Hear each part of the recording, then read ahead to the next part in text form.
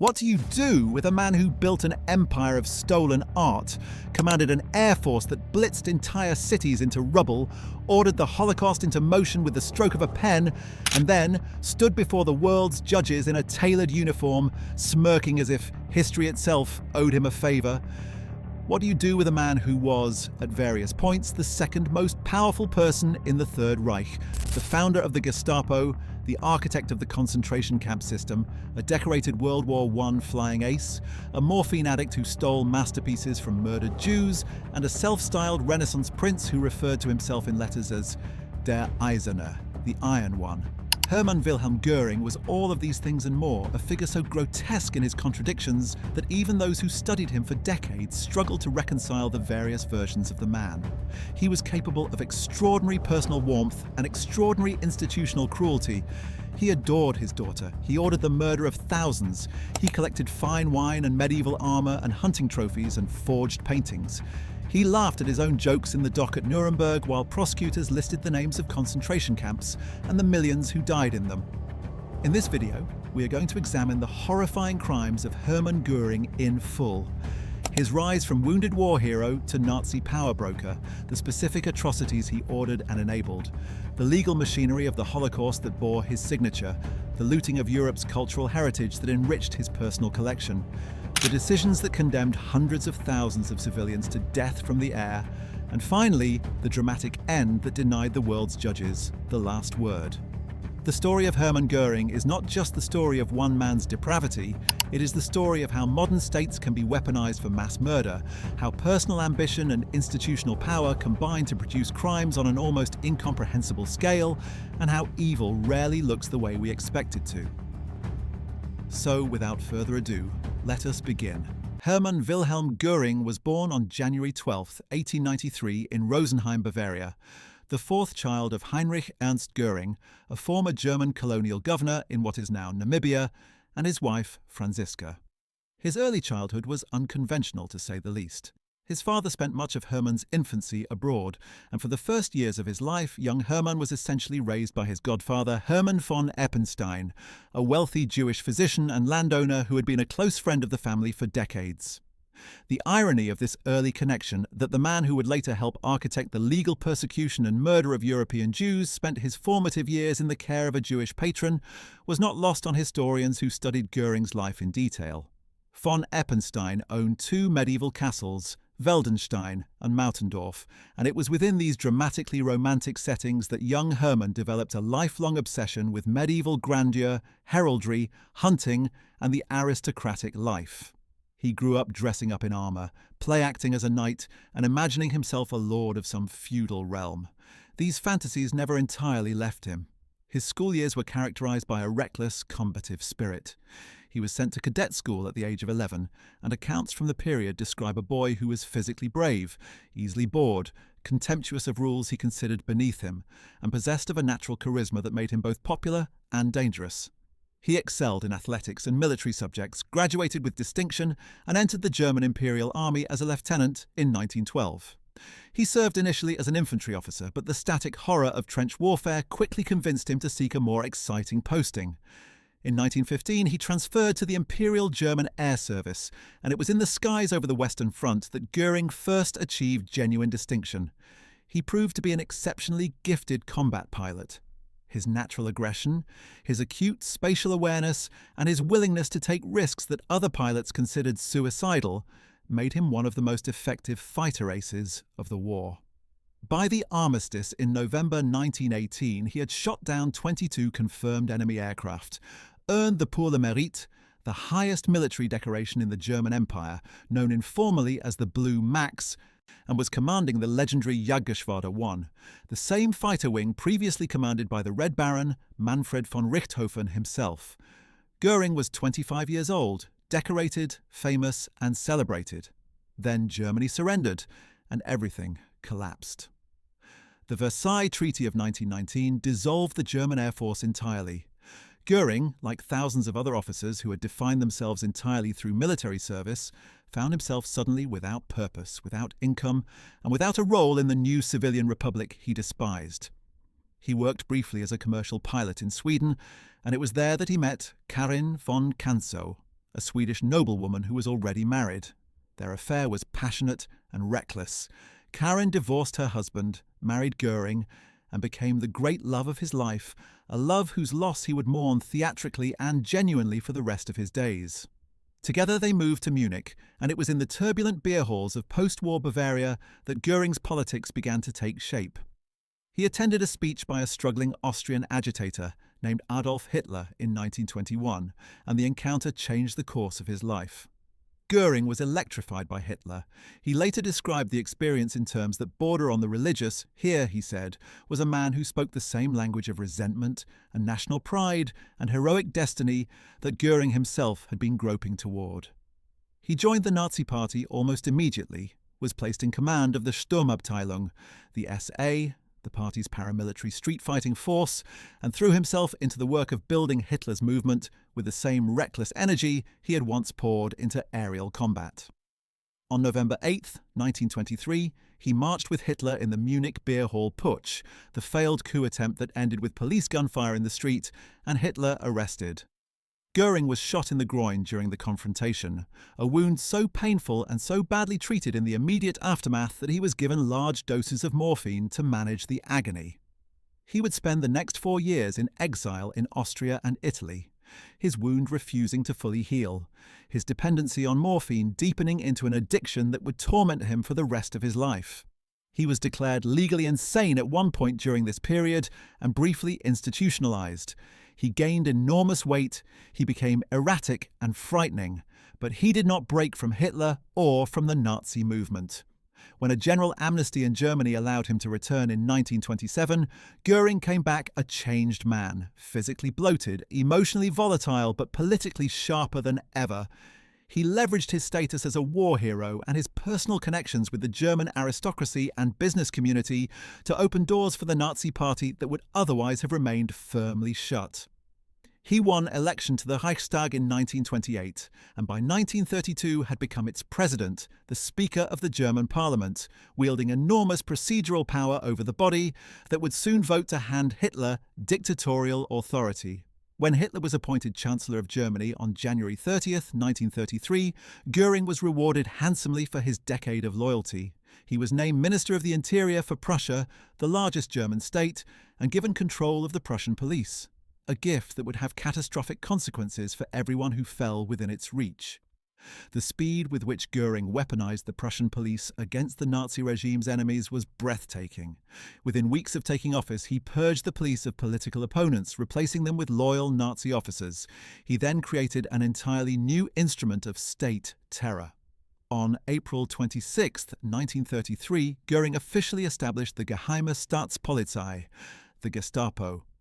The founding of the Gestapo stands as one of Göring's most consequential and horrifying crimes, not because he pulled any particular trigger himself in those early days, but because he created the institutional machinery through which the Third Reich would identify, arrest, torture and murder its political opponents for the next 12 years. The Gestapo was not merely a police force, it was a political surveillance apparatus explicitly designed to operate outside the normal legal framework. Göring gave the Gestapo authority to arrest suspects without judicial oversight, to hold them in protective custody indefinitely, to conduct interrogations using methods that were explicitly and legally excluded from the usual prohibitions on police brutality, and to hand prisoners directly to the concentration camp system rather than to the courts. The first concentration camp, at Dachau, had already been established by Heinrich Himmler in March 1933. Göring's Gestapo became the pipeline through which enemies of the state flowed into that system. Communists, socialists, trade union leaders, journalists, clergy, and eventually Jews were swept up by the Gestapo's operations and deposited in camps where beating, starvation, forced labor, and murder were daily realities. This was not an accident. This was the design.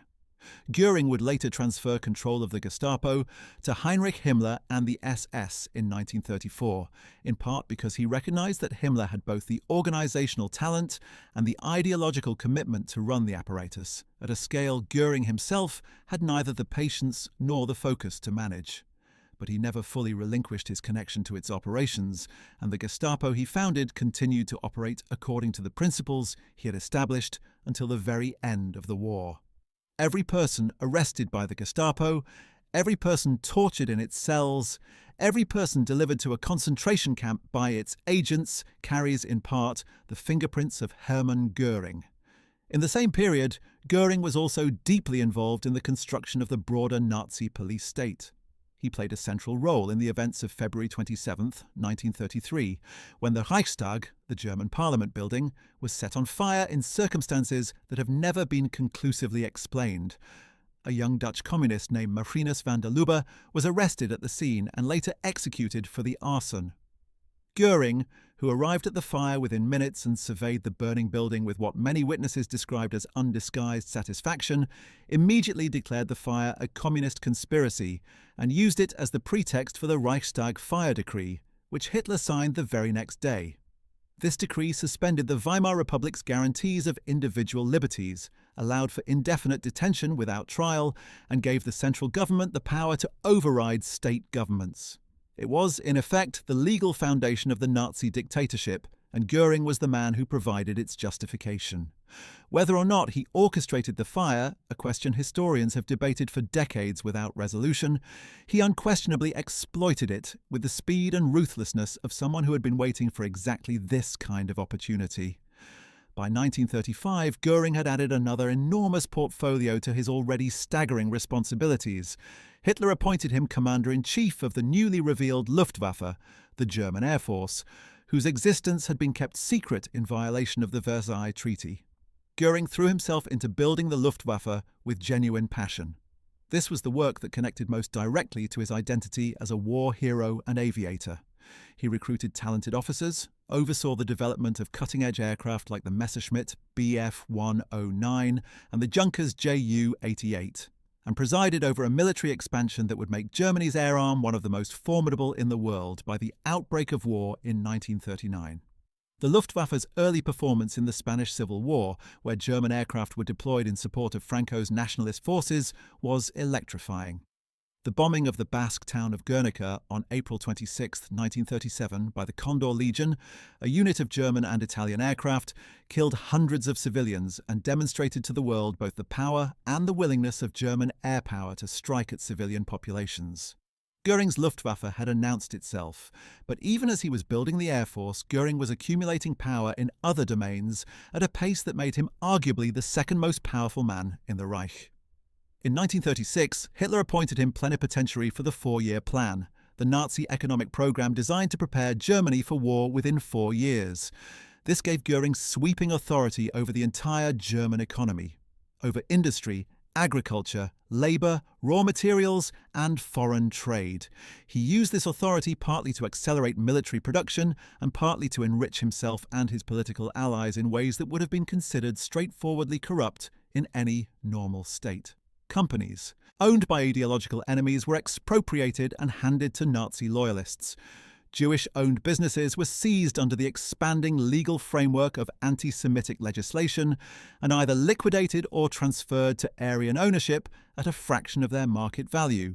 Göring himself was a direct beneficiary of this process, as we shall examine in considerable detail later. But the 4-year plan also gave him oversight over a key aspect of Nazi anti-Jewish policy that would have consequences measured in millions of lives. It was Göring who signed the document that set the Holocaust formally in motion.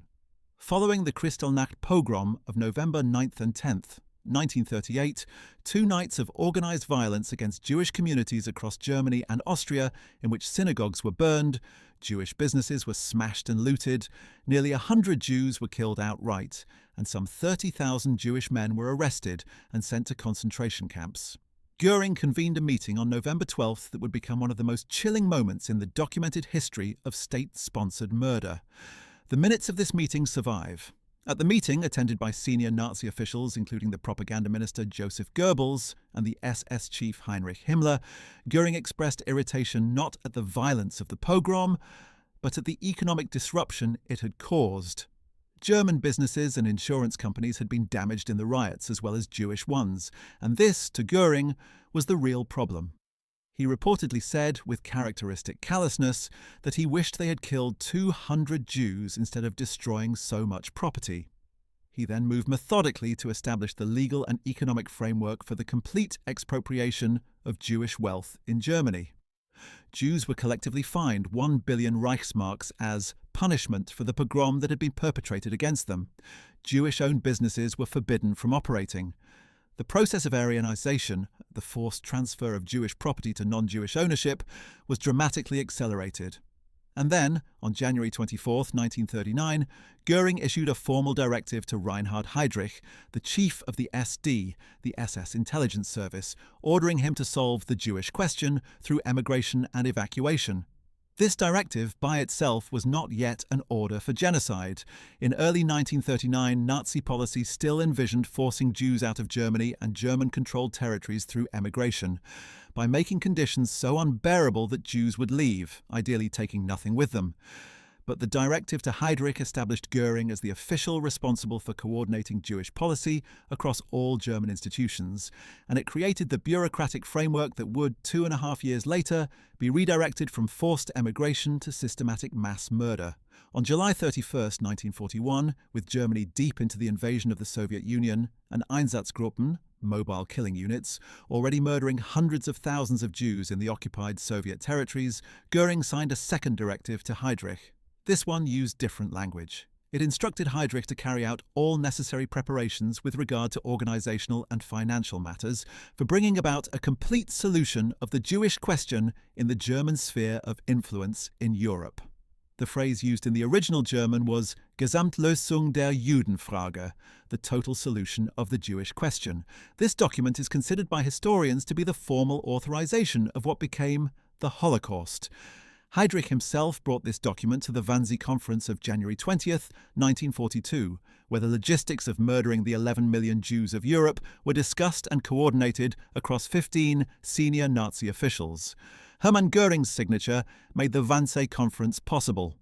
His directive to Heydrich was the legal and bureaucratic foundation of the extermination program. 6 million Jews were murdered in the years that followed, alongside millions of Roma, Soviet prisoners of war, Polish civilians, people with disabilities, homosexuals, and others whom the Nazi regime had designated as enemies or subhumans. Göring's signature was on the document that set this machinery in motion. His defenders at Nuremberg would argue, and he would argue himself, that he had not known what Heydrich would actually do with the directive. That total solution did not necessarily mean murder, that he had assumed emigration and resettlement rather than extermination. The tribunal rejected this argument, and so does history. By July 1941, the Einsatzgruppen were already murdering Jews by the hundreds of thousands in the occupied Soviet territories. Senior Nazi officials, including Göring, received regular reports on these operations. The notion that the second most powerful man in the Third Reich, the man who had formally tasked Heydrich with organizing the total solution, did not know what was happening, strains credulity beyond any reasonable limit. Hermann Göring knew, and his knowledge makes his crimes even more damnable.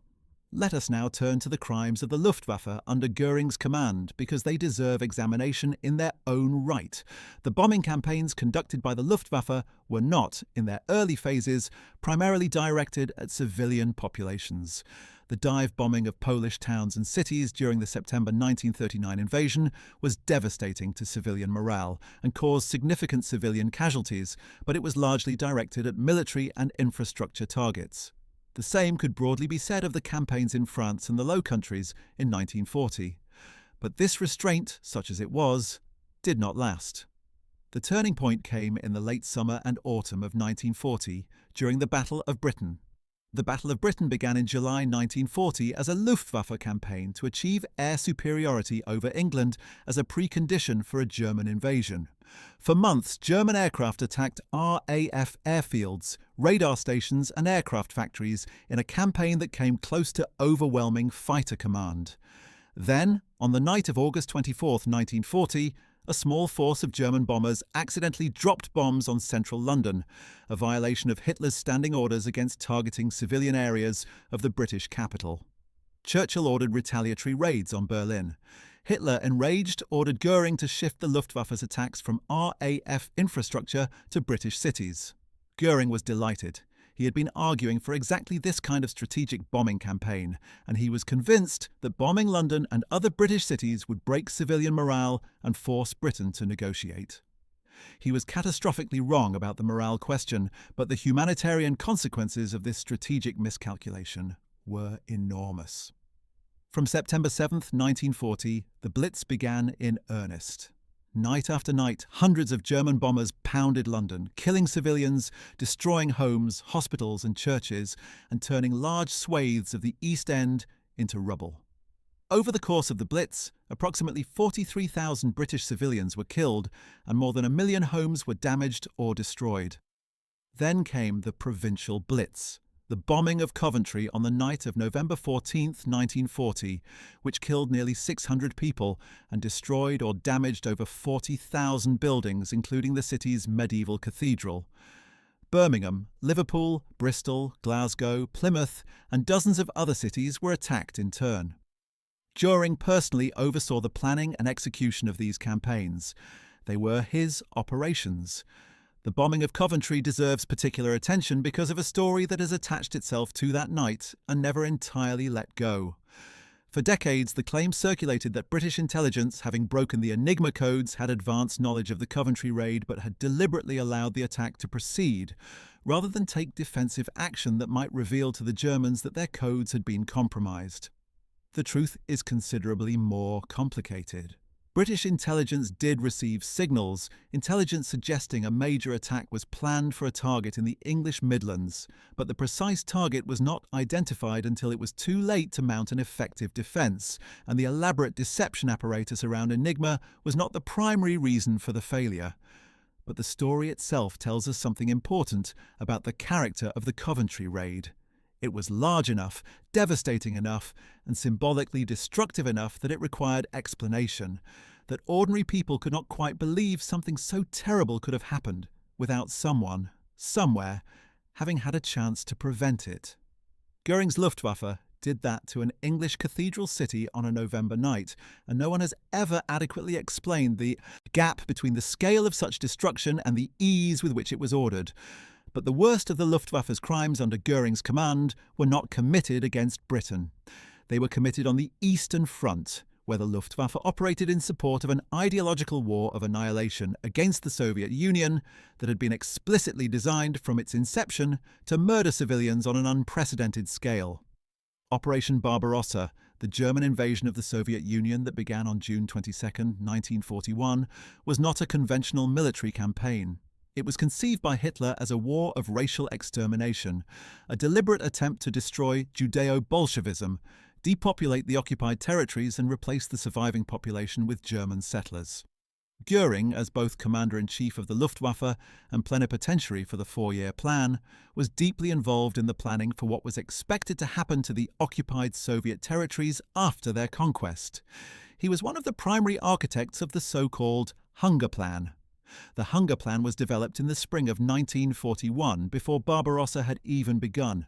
It was a deliberate policy of starvation, a calculated decision to use the agricultural resources of the occupied Soviet territories to feed the German army and the German population at home, while allowing the Soviet civilian population to starve. Göring's economic planning staff estimated explicitly, in written documents that survive, that this policy would result in the deaths of many tens of millions of Soviet civilians. The phrase is worth dwelling on.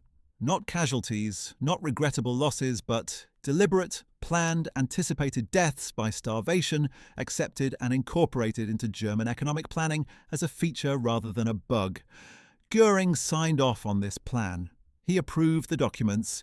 He later presided over the implementation of policies in the occupied Soviet territories that, combined with direct military operations, would result in the deaths of an estimated 27 million Soviet citizens during the war, by far the largest national death toll of any country involved in the conflict. In a speech to the Reich Commissioners of Occupied Soviet Territories in August 1942, Göring reportedly said, "In the old days, the rule was plunder. Now outward forms have become more humane. Nevertheless, I intend to plunder and to do it thoroughly." The quote has been disputed in its precise wording, but the intent it captures is consistent with everything the historical record shows about Göring's approach to the occupied East. The Soviet Union was, in his view, a resource to be stripped for German benefit, and its people were obstacles to be removed from the equation by any means necessary. What does it mean to sign a document that you know will result in the starvation of tens of millions of people? What kind of mind can encompass that calculation and proceed? Hermann Göring provides one answer to that question, and it is not a reassuring one. Let us now examine what may be the most personally characteristic of Göring's crimes, the systematic looting of Europe's cultural heritage. Because if the Gestapo and the Hunger Plan reveal Göring as an institutional criminal, a man who wielded state power to commit crimes on a massive scale, his art theft reveals something more intimate and in some ways more disturbing. The looting of Europe's cultural heritage was, for Göring, not merely a perk of power or a side effect of conquest. It was a passion.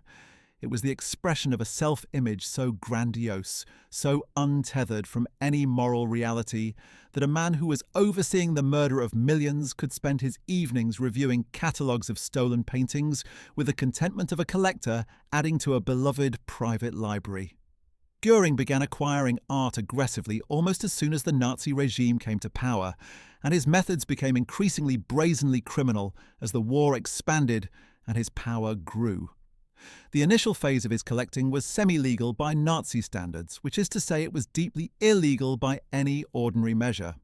The forced Aryanization of Jewish-owned businesses and property that Göring oversaw as part of his economic functions naturally included Jewish art collections, which were among the finest in Europe. Wealthy German Jewish families had been collecting old masters, impressionists, and decorative arts for generations, and their collections represented an extraordinary concentration of cultural wealth. Under the Aryanization laws, these collections were seized. The owners were forced to sell at catastrophically undervalued prices or simply had the works confiscated outright, and the resulting artworks flowed through a network of auction houses and dealers, some of whom knew exactly what they were doing, some of whom chose not to ask, into the private collections of senior Nazi officials and their associates. Göring was by far the most aggressive acquirer in this network. He used his position, his connections, and the implicit threat that surrounded anyone who did business with the second most powerful man in Germany to obtain works at prices so low they amounted to outright theft. When the war expanded beyond Germany's borders, so did the looting operation. Poland fell in September 1939, and the cultural pillage began almost immediately. An organization called the Einsatzstab Reichsleiter Rosenberg, the ERR, was established nominally under Alfred Rosenberg to confiscate Jewish-owned and ownerless cultural property across occupied Europe for the benefit of the Reich. But Göring carved out a special relationship with the ERR that essentially gave him first pick of whatever was confiscated. He made 36 visits to the ERR's warehouses and processing centres in Paris, where confiscated art was catalogued and assessed. On each visit, he selected works for his personal collection, and the paperwork was arranged afterward to give some veneer of legality to the transaction. His acquisitions from France alone numbered in the hundreds of individual works. The fall of France in June 1940 opened up the most spectacular single source of looted art that Göring would ever have access to. The great private collections of Paris, Jewish and non-Jewish, were targeted systematically by the ERR and by German art dealers acting as semi-official agents. The Rothschild family alone lost hundreds of artworks. The collections of David Weil, Alphonse Kahn, and many others were systematically stripped. The Louvre was pressured to hand over works the Nazi art bureaucracy had designated as German, and French officials were forced to navigate an agonizing series of choices about how much to comply and how much to resist. Göring visited France repeatedly during the occupation, and each visit was partly a military and political inspection and partly a shopping trip. He acquired works by Rubens, Rembrandt, Vermeer, Cranach, and dozens of other masters through the looting apparatus. He also acquired through more straightforward, if still deeply coercive, purchases. Dealers in occupied France understood very well that refusing to sell to Göring could have consequences, and they sold. By the end of the war, Göring's personal art collection numbered approximately 1,375 individual paintings, along with several hundred sculptures, tapestries, decorative art objects, and pieces of armour. The collection was housed primarily at his enormous country estate of Karinhol, north of Berlin, named after his first wife Karin, who had died in 1931, and whose remains he had had disinterred and reburied at the estate in an elaborate ceremony. Karinhol was itself a kind of monument to Göring's self-mythology, a vast, purpose-built country house in the grand European tradition, filled with hunting trophies, medieval armour, a model railway that he was known to play with enthusiastically, and the looted masterpieces of Jewish Europe arranged on its walls. He loved Karinhol with an almost childlike intensity. When the Red Army closed in on Berlin in early 1945, he had the collection crated up and evacuated by a train of some 24 railway wagons, attempting to preserve it as the Reich crumbled around him. The fate of the Karinhol collection after the war was complex and in many cases unresolved. A significant portion was recovered by Allied forces in the immediate aftermath of the war and catalogued for restitution to the original owners or their heirs, but the process of tracing ownership, identifying heirs and physically returning works to the families from whom they had been stolen has continued for decades. As late as the 2000s and 2010s, litigation and negotiation over works that had passed through Göring's collection were still being pursued in courts in Europe and North America. Some families never recovered their works at all because the heirs themselves had been murdered in the Holocaust, and there was no one left to make a claim. The art that Göring collected remains, in many cases, a record of the destruction of Jewish family life in Europe. Each painting a ghost of the family that once owned it and was murdered. How did Göring justify the looting to himself? The surviving evidence suggests he did not feel the need to justify it at all. He was a conqueror, and conquerors took things. This had always been so in history, he apparently believed, and the modern fiction that war should be conducted with some restraint towards civilian property was simply a constraint that did not apply to him or to the German enterprise in Europe. When his subordinates occasionally raised questions about the legality of particular acquisitions, he is said to have dismissed them with contempt. The works were being preserved, he might argue. They were safer in Karinhol than they would have been left behind in a war zone. The original owners, he might have pointed out, were no longer in a position to object. This was, of course, because many of them had been murdered by the state he commanded. The circularity of the reasoning, "we have killed the owners, so they cannot complain about the theft," would be monstrous if articulated explicitly, which is presumably why it never was. His political relationship with Hitler during the middle years of the war was increasingly strained, and this tension forms an important part of the story of how Göring's power declined as Germany's military fortunes worsened. The relationship between the two men had always been based more on mutual utility than on genuine personal affection. Hitler valued Göring for his war hero status, his connections to the conservative establishment, his political ruthlessness, and his energy in building the Luftwaffe. Göring valued Hitler as the vehicle through which he had achieved power, status, and the ability to gratify his extraordinary appetites. But as the war progressed, the Luftwaffe's failures multiplied, and with them, Göring's credibility. The first serious crack appeared during the Battle of Britain in 1940. Göring had assured Hitler, and perhaps himself, that the Luftwaffe could bring Britain to its knees without the need for a seaborne invasion.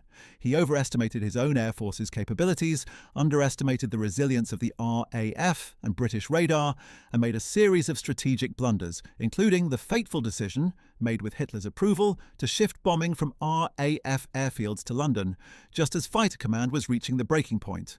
The battle was lost, the invasion plan was shelved, and Britain remained in the war. Hitler was furious. Göring began to make excuses. Then came the disaster at Stalingrad. When Field Marshal Friedrich Paulus's Sixth Army was encircled by the Soviet counteroffensive in November 1942, Göring made the promise that would define his wartime legacy in the worst possible way. He assured Hitler that the Luftwaffe could supply the encircled army by air, that Paulus's 300,000 men could be kept fighting and fed by transport aircraft until a relief force could break through. Military aviation experts warned that this was impossible, that the tonnage required far exceeded anything the available transport fleet could realistically deliver. Göring overruled them. He gave Hitler his personal guarantee. The airlift began and it was a catastrophe. The Luftwaffe never came close to delivering the supplies needed. The encircled army slowly starved and froze. On February 2nd, 1943, the remnants of the 6th Army, approximately 91,000 surviving soldiers, surrendered to the Soviets. Of these, fewer than 6,000 would survive Soviet captivity to return to Germany after the war. Göring's promise had contributed directly to the deaths of hundreds of thousands of German soldiers, and Hitler never forgave him for it. The war years also saw Göring's health deteriorate alarmingly. His morphine addiction, which he had never entirely conquered, reasserted itself with increasing intensity as the pressures of the war mounted and the news grew steadily worse. He gained weight at an extraordinary pace, at times reaching over 300 pounds. He wore increasingly theatrical uniforms of his own design, white tunics, elaborate decorations, jewelled batons, that struck many observers as grotesque given the circumstances of a losing war. He spent long periods at Karen Hall or at other country retreats, hunting and reviewing his art collection while the Reich crumbled. His attendance at Hitler's military conferences became irregular. Other figures, Himmler, Bormann, Speer, moved to fill the vacuum his absence created. By 1943, Göring was still formally the second most powerful person in Germany and still held the title of Reichsmarschall, the highest military rank in the German state, a rank created specifically for him and held by no one else. But his actual influence over events was declining sharply. The final act of the Göring story began on April 23, 1945, as Soviet forces fought their way through the suburbs of Berlin, and the end of the Reich was a matter of days away. Göring had been evacuated from Karen Hall, which he had ordered blown up rather than allow it to fall into Soviet hands, and was at his Obersalzberg retreat in Bavaria. He received intelligence suggesting that Hitler, besieged in the Berlin bunker, was in no position to effectively exercise command. Göring sent a telegram to Hitler announcing that, pursuant to Hitler's own decree of 1941 establishing him as successor, he was prepared to assume leadership of the Reich and enter into negotiations with the Allies. Hitler's reaction was explosive. He interpreted the telegram as treason. Martin Bormann, his personal secretary, who had long viewed Göring as a rival and welcomed any opportunity to destroy him, ensured that Hitler's fury was stoked to its maximum level. On Hitler's orders, Göring was stripped of all his offices and ranks, placed under house arrest by the SS and sentenced to death, a sentence that was suspended apparently because Hitler retained some residual sentiment toward the man who had been his most prominent supporter for 20 years, or perhaps simply because the chaos of the last days of the Reich made execution impractical. On May 8th, the day Germany surrendered, Göring made contact with American forces and surrendered himself. He was taken into custody by the 36th Infantry Division of the United States Army. The American soldiers who first encountered Göring were reportedly struck by the sheer physical presence of the man, by his jovial manner, by the enormous quantity of luggage he had brought with him, including what were described as several suitcases of parakadine pills, his substitute morphine addiction having replaced the original, and by his apparent conviction that he would be treated as an honoured prisoner of war, perhaps even as a potential negotiating partner. He seems to have genuinely believed in those first hours of captivity that his status as a military hero, his personal charisma, and his importance as a figure in the Nazi regime would lead the Americans to deal with him differently than a common war criminal. He was wrong about this, though the disillusionment took time to fully arrive. He was treated with some deference at first. He dined with American generals and expressed his opinions freely on military and political matters. But as the scope of what the Allied forces were finding, the concentration camps, the death camps, the mass graves, became fully apparent, the political and moral atmosphere around Göring shifted rapidly. He was indicted as one of the 24 original defendants at the International Military Tribunal at Nuremberg, the unprecedented war crimes trial that opened on November 20th, 1945. The charges against him were all 4 counts: conspiracy to wage aggressive war, crimes against peace, war crimes, and crimes against humanity. By this point, the American army had overseen his detoxification from parakadine, and the Göring who appeared in the dock at Nuremberg was sharper, more focused, and more intellectually dangerous than the bloated, drug-addled figure who had surrendered in May. He had lost considerable weight. He was alert, engaged, and apparently relishing the contest. He had decided, by his own account, that he would conduct his defense not by begging for mercy or deflecting responsibility, but by arguing the case for German nationalism and Hitler's historical legitimacy as forcefully as he could, turning the trial, if possible, into a platform rather than a judgment. He very nearly succeeded. His performance under cross-examination by the American Chief Prosecutor Justice Robert Jackson on March 18, 1946, is considered one of the most extraordinary exchanges in the history of international law. Jackson had prepared extensively and was a formidable lawyer, but Göring was quicker, more verbally agile, and more skilled at turning questions to his own advantage than Jackson had anticipated. Göring repeatedly interrupted Jackson's questions with extended responses that forced the court to hear his interpretation of events at length. He challenged the legitimacy of the trial itself. Victors sitting in judgment of the vanquished, he argued, was not justice but politics. He questioned whether the Allied bombing campaigns of German cities were any different from the Luftwaffe campaigns he was being charged with. He acknowledged the facts of Nazi policy while disputing the characterization of them as crimes under international law as it existed at the time they occurred.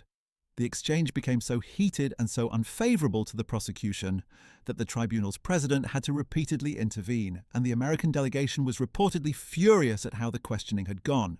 But ultimately, the facts were the facts, and the documents were the documents, and no amount of verbal cleverness could make those disappear. The judgment was delivered on October 1, 1946. Göring was found guilty on all 4 counts. The tribunal's findings on his individual responsibility were devastating in their clarity.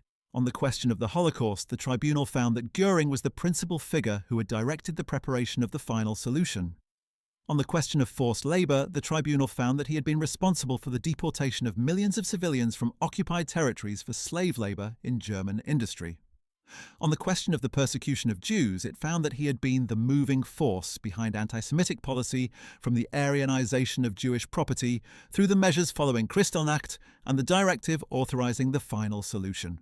He was sentenced to death by hanging. Göring's response to the sentence was characteristic. He reportedly remained outwardly calm, accepted it with a kind of theatrical stoicism, and then began plotting how to deny his executioners their moment. He had no intention of dying by the rope, which he considered an undignified end for a soldier. He had somehow retained or obtained a cyanide capsule. Precisely how it came to be in his possession was a mystery that has never been fully resolved, and it became the subject of considerable investigation and several competing theories. The most widely accepted explanation is that an American officer with some sympathy for Göring had agreed in exchange for gifts to smuggle the capsule to him. On the night of October 15, 1946, hours before he was scheduled to be hanged, Hermann Göring bit down on the cyanide capsule and died. He was 53 years old. The suicide infuriated the Allied authorities and the other defendants who were hanged as scheduled the following morning. It denied the Nuremberg tribunal the symbolic finality of carrying out the sentence on the man who had been, in many ways, the face of the Nazi regime at the trial. Göring had escaped justice in the narrowest possible sense. He died on his own terms rather than on the state's. But he could not escape judgment, and history's judgment has been consistent and severe. His name is associated in the historical record with the founding of the Gestapo, the creation of the institutional framework for the concentration camp system, the authorization of the final solution, the hunger plan, the deliberate bombing of civilian populations, and the looting of Jewish cultural heritage on an industrial scale. The crimes associated with his name are measured not in individual acts, but in institutions and policies, and decisions whose consequences were measured in millions of deaths. There is a question that inevitably arises when examining a figure like Göring, and it deserves to be addressed directly. Was he an ideological true believer, a man who genuinely hated Jews and Slavs and communists with the fervour of Himmler or Goebbels? Or was he primarily an opportunist, a man whose crimes were driven more by ambition and greed than by ideology? The honest answer is that the distinction matters less than it might seem. Göring was certainly less ideologically consistent than Himmler, less obsessively focused on race than Goebbels, less philosophically committed to Nazi doctrine than Rosenberg. His anti-Semitism seems to have been more casual than fanatical in its origins. He grew up in the house of a Jewish godfather. His wartime circle included several individuals of Jewish background whom he helped protect. and there are credible accounts of him making derogatory remarks about the more extreme racial policies of other Nazi leaders in private. But casual anti-Semitism combined with extraordinary institutional power is a combination that can produce horrifying results, as the history of the Third Reich amply demonstrates. The question of what Göring personally believed matters very little compared to what he personally did. He signed the directive authorizing Heydrich to prepare the total solution to the Jewish question. He signed off on the hunger plan that was designed to starve millions of Soviet civilians. He founded the Gestapo and established it as an institution that operated outside the rule of law. He personally directed the bombing campaigns against civilian populations in Britain and elsewhere. He personally supervised the looting of Europe's Jewish cultural heritage. Whatever he felt in his private moments, his public actions were consistently those of a man willing to commit crimes of extraordinary magnitude in pursuit of power, comfort, and the survival of a regime whose methods he understood perfectly well. There is one more dimension of Göring's story that deserves examination before we can fully understand him, and it concerns the question of how he is remembered by those who met him. The accounts of people who interacted with Göring in person are remarkably consistent in their unsettling quality. Almost everyone who met him, Allied officers, fellow defendants at Nuremberg, prison guards, journalists, even some of his prosecutors, came away noting that there was something genuinely likable about the man in person. He was funny. He told stories. He was generous with food and drink when he had it to offer. He was interested in the people he met and could give the impression of genuine attentiveness.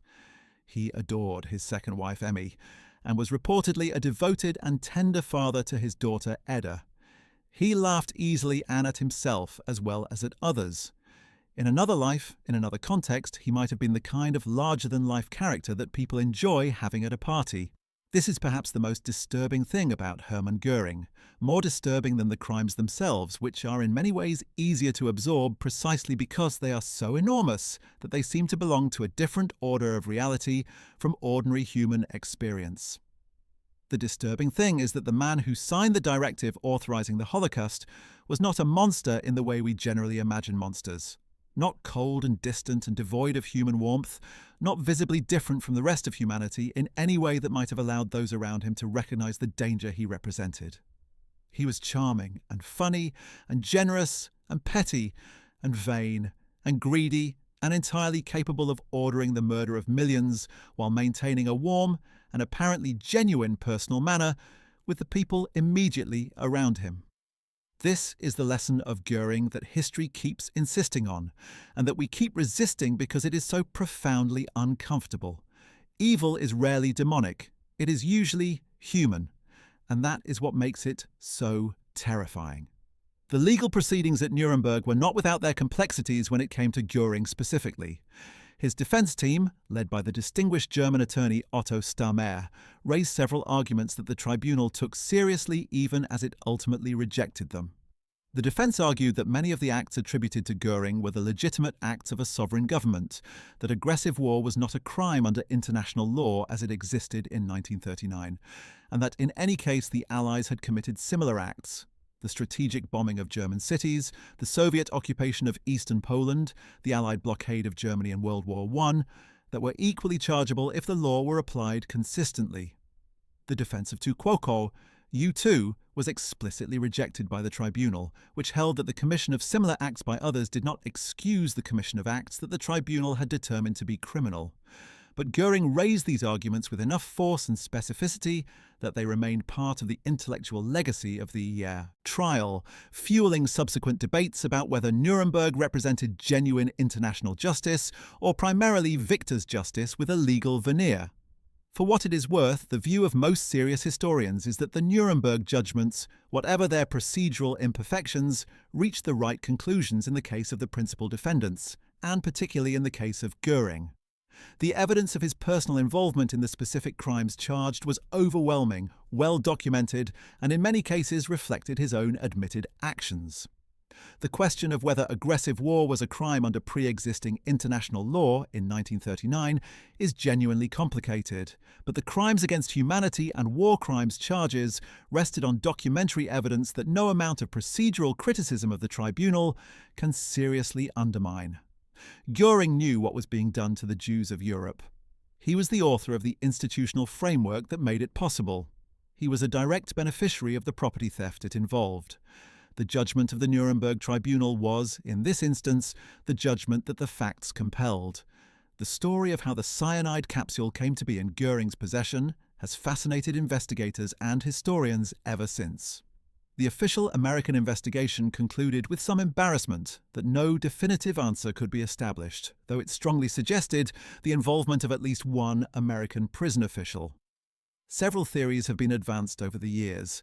A 2005 investigation by a German researcher identified a likely intermediary as First Lieutenant Jack G. Wheelis, an American army officer who had developed a personal rapport with Göring during his captivity and whose family confirmed after Wheelis's own death that he had admitted to having some role in the matter. Other researchers have pointed to various other individuals. What is certain is that the capsule did not enter the prison with Göring. He had been thoroughly searched, and therefore someone at some point brought it to him or facilitated its passage. The question of whether that person acted out of genuine admiration for Göring, for money, or out of some more complicated motive has never been definitively resolved. What is certain is that the result was the one Göring had hoped for. He died before the state could execute him on his own terms, in a fashion he considered appropriate for a German officer, however little the rest of the world agreed with that self-assessment. His body was photographed by the press, cremated, and his ashes were scattered in the Eiserne River near Munich, a deliberate choice by the authorities to ensure that there would be no grave that could become a site of pilgrimage or Nazi commemoration. The authorities had drawn the lesson from the experience of the Feldherrnhalle in Munich, where the site of the beer hall putsch had become a shrine that Nazis were required to salute. They were not going to create another one. The scattering of Göring's ashes in a river was the last act of a judicial process that had been, in every other respect, thwarted by the man's suicide. There would be no monument, no marked grave, no physical site where his admirers could gather. Of the 7 defendants sentenced to imprisonment at Nuremberg, the last, Rudolf Hess, died in Spandau prison in 1987. Of the 12 sentenced to death, 10 were hanged on October 16, 1946. The 11th, Martin Bormann, was tried and convicted in absentia. He had disappeared in the final days of Berlin's fall, and his fate was unknown until his remains were identified by forensic examination in the 1970s. And the 12th was Göring, who had already been dead for more than 12 hours when the others mounted the gallows. What became of the people most closely associated with Göring after the war? His second wife, Emmy Göring, survived and lived quietly in Germany until her death in 1973. She wrote a memoir that has been criticised by historians for its studious avoidance of the more obvious questions about what she knew and when she knew it. Their daughter Edda, born in 1938, whose birth had been announced to the German public with a fanfare suggesting the birth of a princess, grew up in post-war Germany, became a nurse, and lived a relatively private life while maintaining her father's innocence publicly until her own death in 2018. The two women represent in miniature the broader challenge that post-war Germany faced in confronting the crimes of the Nazi era, the challenge of acknowledging what had been done without being entirely consumed by it, of maintaining the humanity of personal memory in the face of the historical record's demand for judgment. The question of what Hermann Göring actually thought about the crimes committed under his authority is one that the surviving evidence can only partially answer. His behaviour at Nuremberg suggests a man who was capable of intellectual engagement with the moral questions raised by the proceedings without feeling genuinely implicated by them, as if the charges described events that had occurred in a different moral universe from the one he personally inhabited. He disputed specific facts, he questioned the legal framework, he challenged the prosecutor's interpretations, but there is very little evidence in the trial record that he ever seriously grappled with the human reality of what the institutions he had built and directed had actually done. The specific people killed, the specific families destroyed, the specific cultural patrimony stolen. The closest he came was perhaps in some private moments with prison psychologist Gustav Gilbert, whose recorded conversations with the Nuremberg defendants were later published and constitute one of the most extraordinary documents in the historical literature on the Nazi leadership. Gilbert noted that Göring seemed to genuinely enjoy the intellectual game of the trial, while remaining essentially unmoved by its content. When shown photographs of concentration camp victims, his reported reaction was one of professional curiosity about the documentary value of the photographs rather than emotional engagement with what they depicted. This emotional detachment, or perhaps more accurately, this capacity to experience the full weight of human suffering as something that happened to other people rather than something one had participated in, is a psychological profile that appears repeatedly in the histories of those who participate in mass atrocity. The bureaucratization of killing, the spatial and temporal distance between decisions and their consequences, the social normalization of persecution within a given institutional culture, all create conditions in which people of ordinary or even above average intelligence and social functioning can participate in crimes of extraordinary magnitude without ever fully registering what they are doing in terms that connect to their sense of themselves as human beings. Göring was not, psychologically, a uniquely pathological figure. The truly terrifying thing about him is not how different he was from normal human beings, but how unremarkable his psychology appears to have been, how familiar the mechanisms of self-justification and compartmentalization that enabled his crimes are when examined closely. The Nuremberg trials as a whole, and Göring's case in particular, established legal and historical precedents that continue to shape international law. The principle of individual criminal responsibility for crimes against humanity, the principle that a person cannot hide behind the defense of superior orders or of acting as an agent of a sovereign state when those orders or that state directed crimes on the scale of the Holocaust, was established at Nuremberg and has been incorporated into the foundational documents of international criminal law ever since. The International Criminal Court, established by the Rome Statute in 2002, is a direct institutional descendant of the Nuremberg Tribunal. And the crimes it prosecutes, genocide, crimes against humanity, war crimes, are the crimes that Nuremberg defined. The legal framework that sent Hermann Göring to his death sentence, and that he escaped only by suicide, has become the framework through which the international community attempts to hold the perpetrators of the worst human crimes accountable. The art looted by Göring has had a complicated afterlife. Some of the most significant pieces were recovered by Allied art officers, the Monument's Men, made famous in both books and film, in the immediate aftermath of the war, and returned to their countries of origin or to the original owners. Others were claimed by West Germany as national cultural property and retained in German museums. A significant number passed through the art market in the post-war decades in ways that the original theft was either unknown or undisclosed, and they remain in public and private collections around the world. The post-war restitution process was deeply inadequate by any objective measure, complicated by Cold War politics, by the practical difficulties of establishing provenance for works whose ownership records had been deliberately destroyed, and by a general unwillingness in many countries to fully reckon with the scale of what had been taken. A series of international agreements and national laws beginning in the 1990s significantly improved the situation. But as of the present day, the restitution of Nazi-looted art remains an ongoing and in many respects unfinished process. Many of the families who were robbed were murdered in the Holocaust. Their heirs, if any survived, are often elderly or have themselves now died. The pace of justice, as it was in this, as in so much connected with the Nazi era, has been deeply inadequate to the scale of the crime. The German aircraft industry that Göring built and that the Luftwaffe represented also had a complicated post-war fate. The wartime development of jet aircraft technology by Germany, the Messerschmitt, Me-262 was the world's first operational jet fighter, deployed in the final months of the war, was rapidly incorporated into the aviation programs of the victorious powers. German aeronautical engineers found themselves in high demand on both sides of the emerging Cold War divide. Recruited to continue their work in the service of the Soviet Union and the Western Allies alike under various programs collectively known in the American case as Operation Paperclip. The men who had designed aircraft for Göring's Luftwaffe found themselves designing aircraft for the United States Air Force and the Soviet Air Force in the 1950s.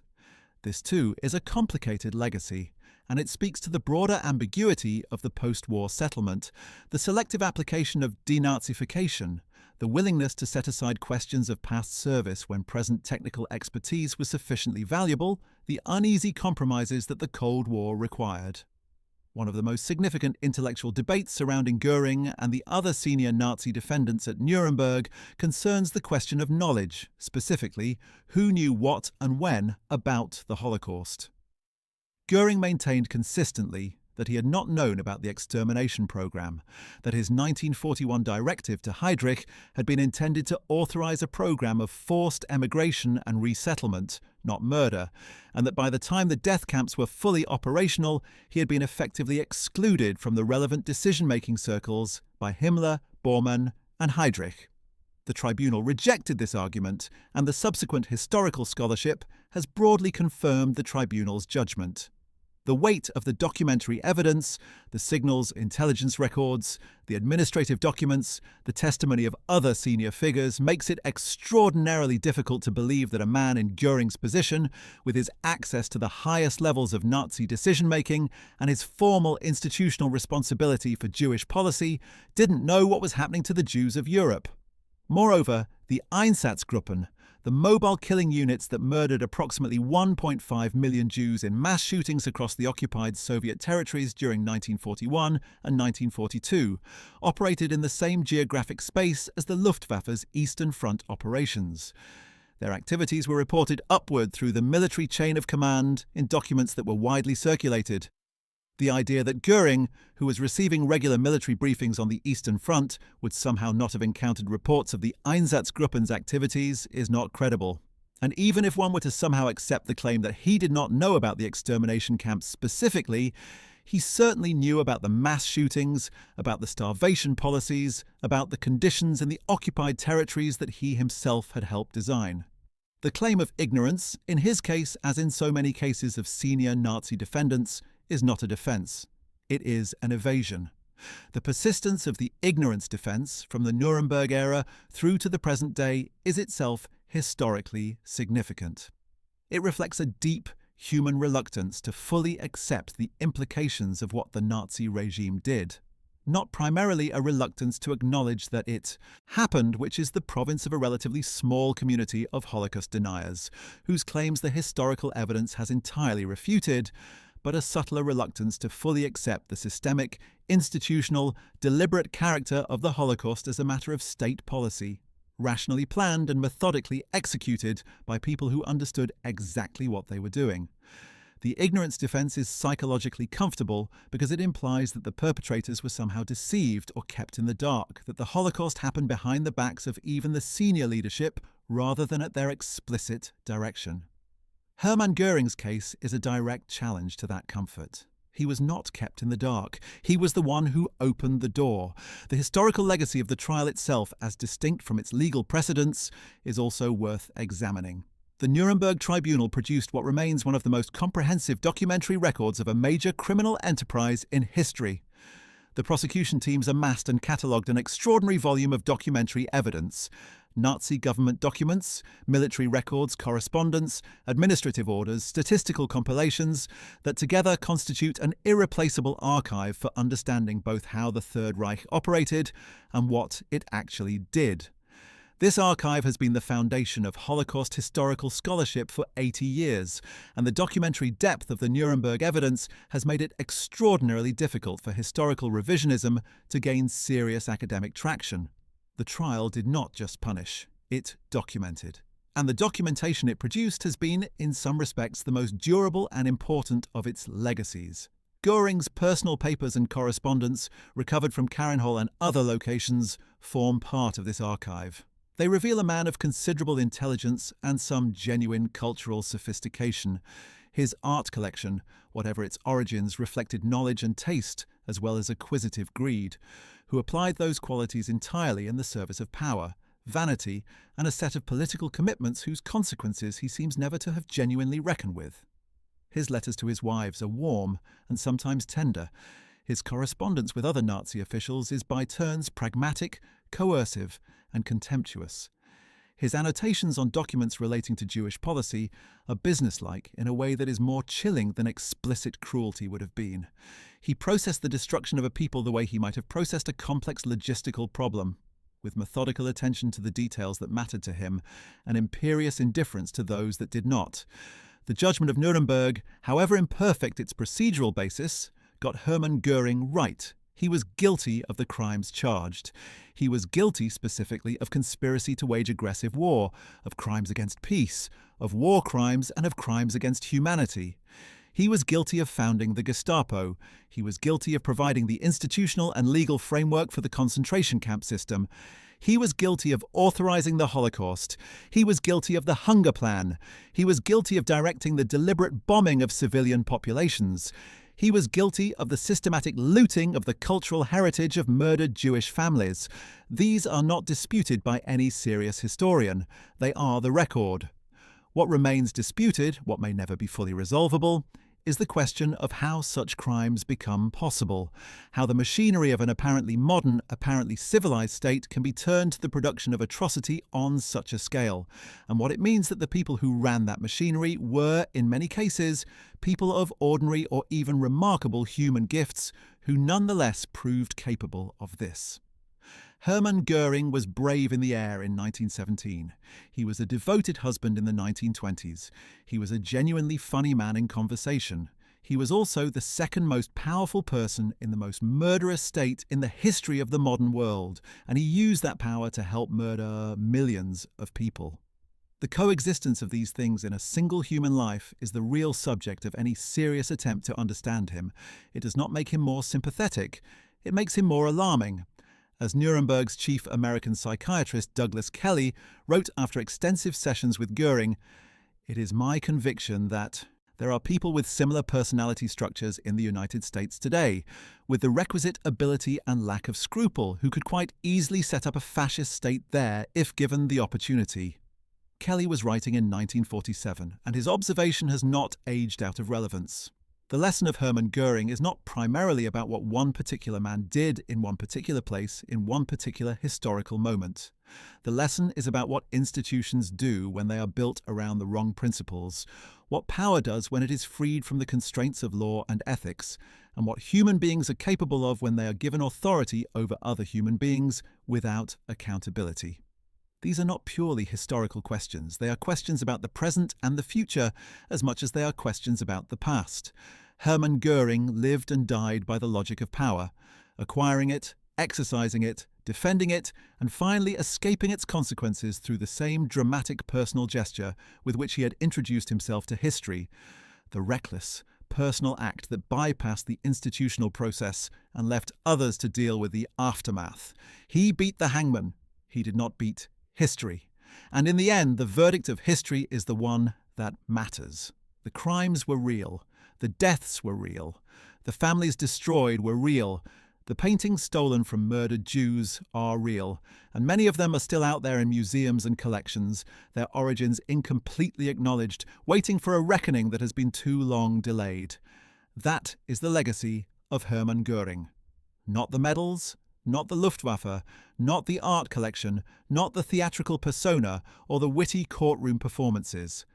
The legacy is the millions of people whose deaths were enabled, authorized, and in some cases directly ordered by a man who was brave, funny, cultivated, greedy, vain, and capable of extraordinary evil without ever fully understanding that word to mean something that applied to him.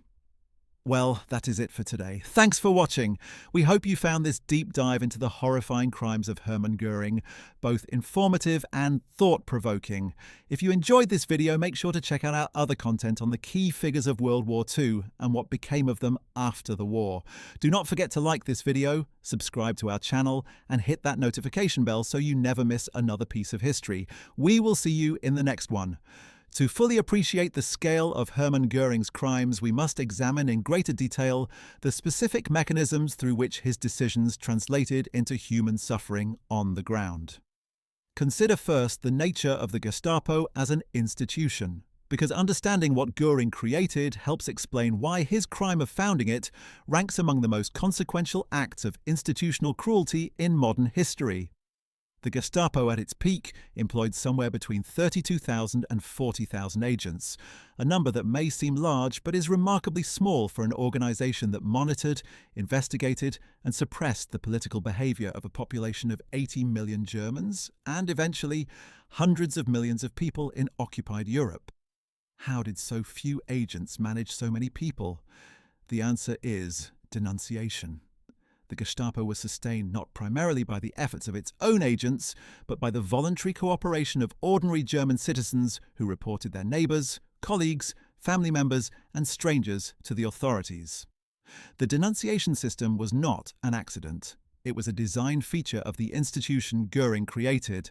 The Gestapo actively solicited denunciations, created mechanisms for receiving them anonymously, and generally treated information received from informers as presumptively credible, placing the burden on the accused to disprove it rather than on the state to establish it. The result was that the Gestapo files were filled with denunciations of people for remarks they had made in private, for jokes they had told, for complaints about food shortages or the conduct of the war, for expressions of religious belief that conflicted with Nazi ideology, for relationships with Jews, and for thousands of other behaviours that had never been criminal in any conventional legal system. These denunciations led to arrests. Arrests led to interrogations, which the Gestapo was authorized to conduct using enhanced methods that were in practice torture. Torture led to confessions, which led to sentences in camps. The whole machinery operated continuously, processing human beings through its mechanisms with the relentless efficiency of an industrial process. And at the top of the institutional hierarchy that had created and designed this machinery sat Hermann Göring. The specific experience of being in Gestapo custody deserves description because the horror of the institution is too easily abstracted into statistics and administrative language. A person arrested by the Gestapo was typically taken to a local Gestapo headquarters, often housed in incongruous civic buildings, municipal offices, converted into places of terror with the peculiar Nazi talent for using the infrastructure of ordinary civil life as the vehicle for extraordinary cruelty. There, they would be placed in a cell and subjected to interrogation. The enhanced methods authorized for Gestapo interrogations included prolonged standing, sleep deprivation, exposure to cold, and the infliction of physical pain through beating and other means. Prisoners were allowed no legal representation during Gestapo interrogation and had no avenue of appeal. They had effectively disappeared from the legal world that had previously governed their lives and entered a parallel universe of state power operating without constraints. Some of those arrested were released after investigation. Many were transferred to the SS concentration camp system, where the conditions they faced ranged from brutal and potentially survivable to immediately lethal, depending on the camp, the period, and the prisoner's racial and political classification. The Gestapo created this system. Hermann Göring created the Gestapo. Let us also examine more carefully the economic dimensions of Göring's crimes, because they reveal the personal venality that existed alongside the institutional cruelty, and they help explain how a system of mass persecution could also function as a system of mass enrichment for the perpetrators. The Aryanization of Jewish property in Germany was not merely an act of persecution. It was also an enormous transfer of wealth from Jewish Germans to non-Jewish Germans, and a portion of that transferred wealth flowed directly to Hermann Göring and those around him. The mechanics of Aryanization worked as follows. Jewish-owned businesses were required to register with authorities, were subjected to increasing legal restrictions on their operations, and were then either forced to sell or outright confiscated. The sale price, when there was one, was typically a small fraction of the actual market value of the business or property, determined by a process that left no real room for negotiation given the legal environment. Jewish families who had built businesses over generations watched them taken for a fraction of their worth, with no recourse. The proceeds of Aryanization, even at these depressed prices, were substantial. The total value of Jewish property transferred in Germany during the Nazi period has been estimated in the tens of billions of pre-war Reichsmarks.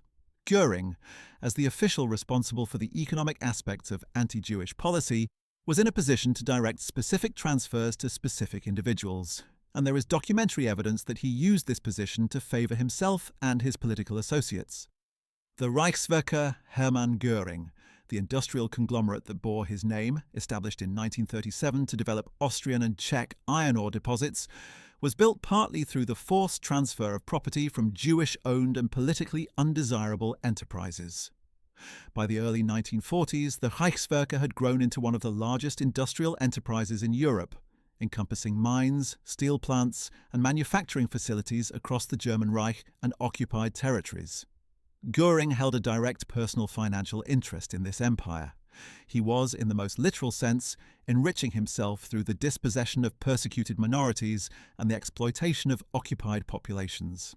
This personal financial corruption was well known within the Nazi leadership, and it was a source of both resentment and contempt from some of his colleagues. Himmler, who was by his own warped standards ideologically purer than Göring in the sense that his crimes were committed from conviction rather than primarily from self-interest, was known to express private disdain for Göring's personal enrichment. Goebbels recorded in his diary multiple observations about Göring's insatiable appetite for luxury and material acquisition.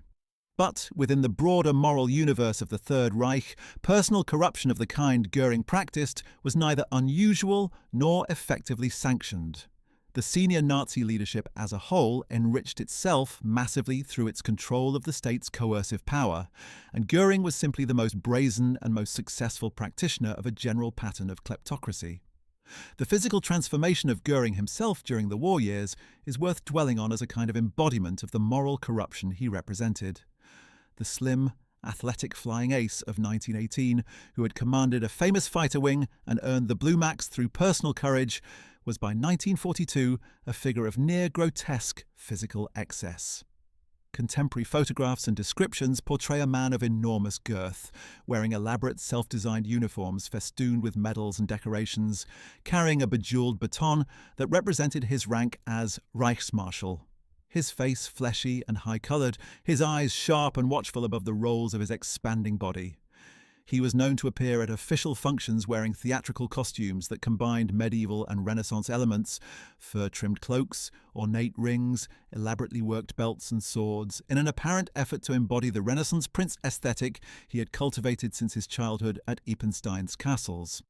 The contrast between this figure and the gaunt, haunted people in the concentration camps he had helped fill was not lost on those who saw him, or on those who saw both images in later years. The murderer in the fancy costume and the murdered in the striped uniform, these are images that belong to the same story, and one man's name connects them. His relationship with Hitler in the final years of the war is a study in the psychology of dependency and resentment. Göring had spent 20 years as Hitler's most loyal and visible supporter, the man who had used his social connections and war hero status to legitimize the Nazi movement in its early days, who had helped engineer the legal mechanisms of Hitler's dictatorship, who had built the Luftwaffe from scratch. In return, Hitler had made him rich beyond any normal measure of wealth, had elevated him to the second most powerful position in the state, and had named him publicly as his successor. But the relationship had always been asymmetrical. Göring worshipped Hitler in the complicated way that insecure men worship those whose approval they desperately need, and Hitler valued Göring in the utilitarian way that narcissists value useful instruments. As the war turned against Germany and the Luftwaffe's limitations became undeniable, Hitler's contempt for Göring became increasingly undisguised. He blamed Göring personally for the Luftwaffe's failures, for the defeat in the Battle of Britain, for the disaster of the Stalingrad airlift, for the Allied bombing of German cities that the Luftwaffe was unable to prevent. In meetings, he would berate Göring in front of others, something that had been unthinkable in the early years. Göring retreated increasingly to his estates and his morphine substitute, to his art collection and his hunting expeditions, seeking refuge from a reality that had become intolerable. The specific disaster of the Stalingrad airlift deserves more detailed examination because of the scale of the human tragedy involved and the directness of Göring's personal responsibility. When Field Marshal Friedrich Paulus's Sixth Army was encircled by Operation Uranus, the Soviet counteroffensive that began on November 19, 1942, there were approximately 330,000 German and Axis soldiers trapped in the Stalingrad pocket. The Wehrmacht's doctrine and the military logic of the situation suggested that the encircled force should attempt an immediate breakout while the encircling Soviet forces were still consolidating their positions. But Hitler, who had invested enormous personal prestige in the capture of Stalingrad, refused to allow a withdrawal, declaring that the Sixth Army would hold its position and be supplied from the air until a relief force could break through. Paulus himself expressed serious doubts about whether this was feasible. Other senior officers were more explicit in their warnings. The logistical requirements of supplying 300,000 men by air were understood to be far beyond the Luftwaffe's realistic transport capacity. It was at this juncture that Göring intervened with the guarantee that sealed the fate of the Sixth Army. He assured Hitler in a meeting at the Führer's Rastenburg headquarters that the Luftwaffe could deliver the necessary supplies. The minimum daily tonnage required to keep the Sixth Army operational had been calculated by military logistics experts at approximately 700 tons per day.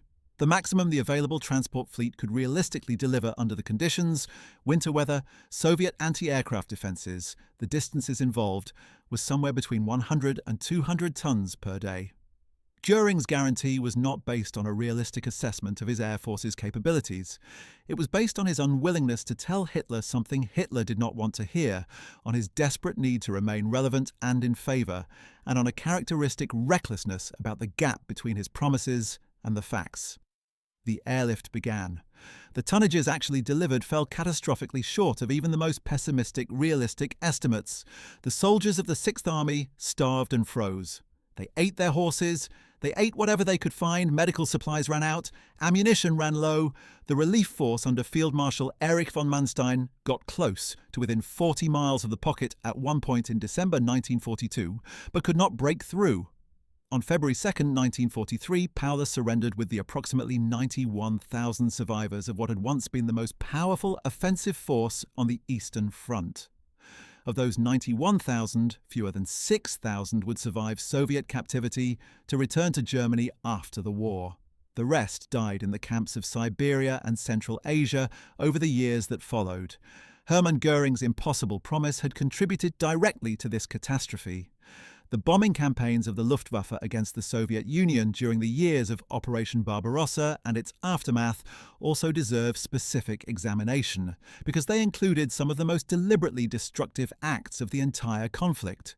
The bombing of Kiev in September 1941, following the German capture of the city, was conducted partly to destroy infrastructure and partly in apparent indifference to the civilian populations still within the city. The bombing and burning of Soviet cities was accompanied by orders from the Wehrmacht High Command, in which Göring's Luftwaffe was integrated, that Soviet cities were to be treated differently from cities in Western Europe. The principles of the laws of war that were imperfectly but at least nominally applied in the West were explicitly suspended in the East, where the ideological nature of the conflict had been used to justify the treatment of the Soviet population as a legitimate target in a way that had no parallel in the Western campaigns. Göring, as Commander-in-Chief of the Luftwaffe, bore responsibility for the operations conducted by his force in this context. The targeting of Soviet prisoner-of-war camps by German aircraft in the early stages of Barbarossa has been documented in Soviet and German records from the period. The treatment of Soviet prisoners of war generally was one of the most appalling aspects of the entire conflict. Of approximately 5.7 million Soviet soldiers taken prisoner by Germany during the war, an estimated 3.3 million died in captivity, primarily from starvation, exposure, and deliberate murder. The mortality rate for Soviet prisoners in German hands was in the order of 57%, an extraordinary figure that reflects not military necessity, but deliberate policy.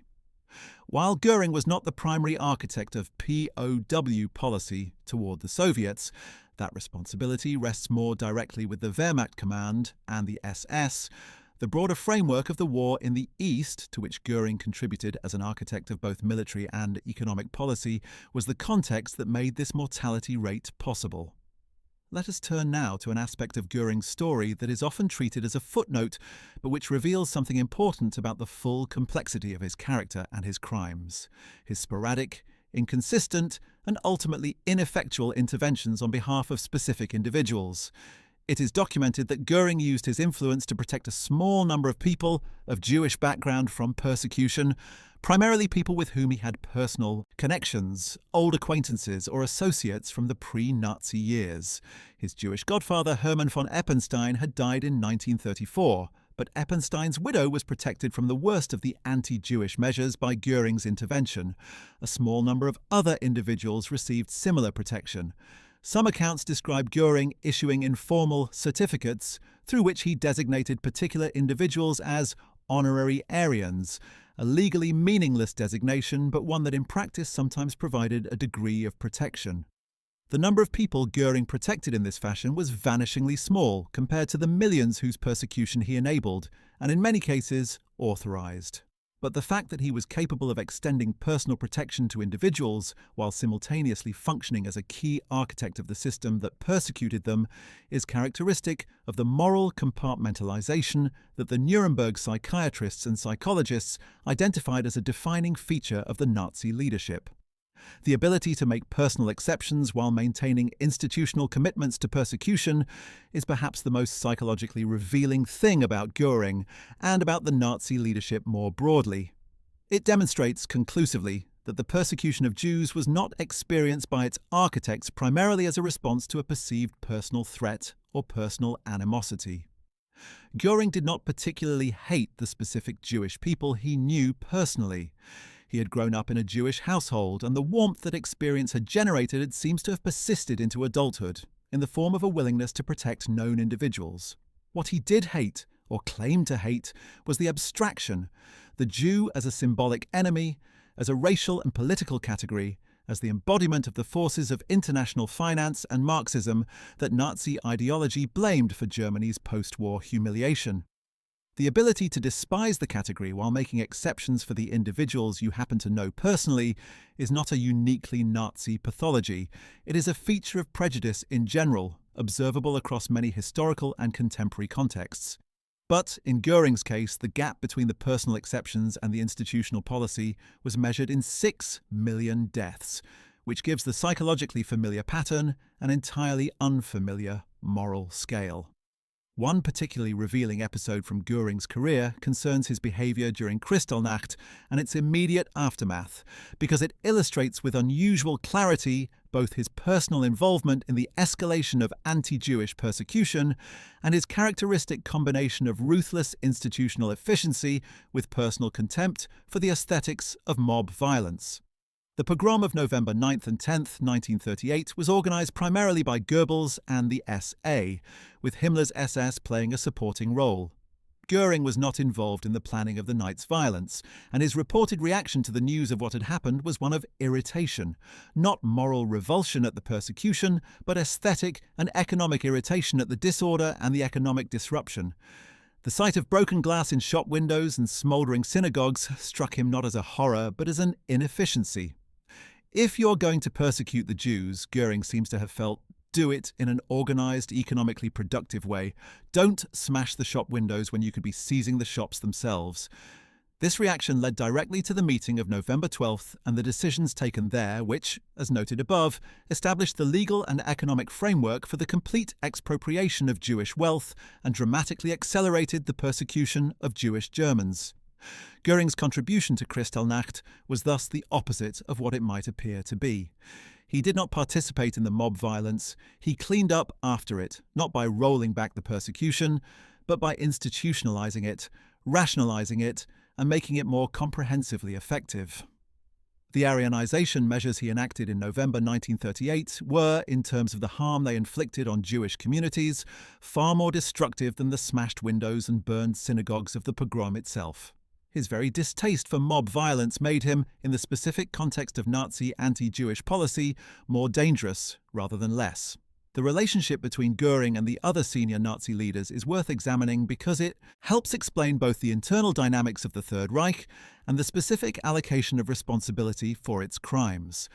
Göring and Himmler had a complex competitive relationship that combined formal cooperation with personal rivalry. Both men understood that they represented different power centers within the Reich. Göring's power base was the Luftwaffe, the four-year plan, and his status as Hitler's designated successor. Himmler's was the SS empire that encompassed the SD, the Gestapo, after Göring transferred it, the concentration camps, the police apparatus, and eventually the Waffen-SS military formations. The transfer of the Gestapo to Himmler's SS in 1934, which could be presented as a pragmatic administrative rationalization, was also in part a recognition by Göring that Himmler had both the organizational talent to run the apparatus effectively and the ideological commitment to do so with a thoroughness that Göring himself, with his many other commitments and his personal distractions, could not match. But the transfer did not mean that Göring relinquished interest in the Gestapo's operations or absented himself from the broader persecution apparatus. It meant that the two men became partners in that apparatus, each contributing what they were best positioned to contribute. Göring's relationship with Goebbels was antagonistic throughout most of the Nazi period. Goebbels, who was physically small and had a clubfoot that disqualified him from military service, seemed to regard Göring's physical bulk and war hero status with a mixture of admiration and contempt. Goebbels' diaries contain numerous unflattering observations about Göring's laziness, his drug addiction, his excessive personal spending, and his increasingly poor military judgment. But both men understood that they needed each other within the system of competitive loyalty that Hitler used to manage his senior subordinates, and their public relationship remained formally cordial. The competition between Göring, Goebbels, Himmler and Bormann for Hitler's favour and for position within the hierarchy was a defining structural feature of the Third Reich's internal politics, and understanding it helps explain why the regime's crimes were so consistently extreme. Each man was in competition with the others, and one way to demonstrate commitment to the regime's ideological goals, and therefore to win points in the competition for Hitler's favour, was to implement those goals with exceptional thoroughness and ruthlessness. The competitive dynamic of the Nazi leadership had the effect of pushing policy toward greater and greater extremity, because moderation was associated with weakness and softness, while ruthlessness was rewarded with Hitler's approval. In this environment, Göring's signing of the July 1941 directive to Heydrich can be understood not only as an act of administrative delegation, but as a competitive move, a demonstration that Göring was willing to commit himself fully to the regime's most extreme goals, that he was not soft on the Jewish question, that his willingness to do what was necessary was not impaired by any residual squeamishness or sentimentality. The directive was a statement of position within the Nazi leadership hierarchy as much as it was an administrative instruction. This is not to minimize Göring's personal culpability.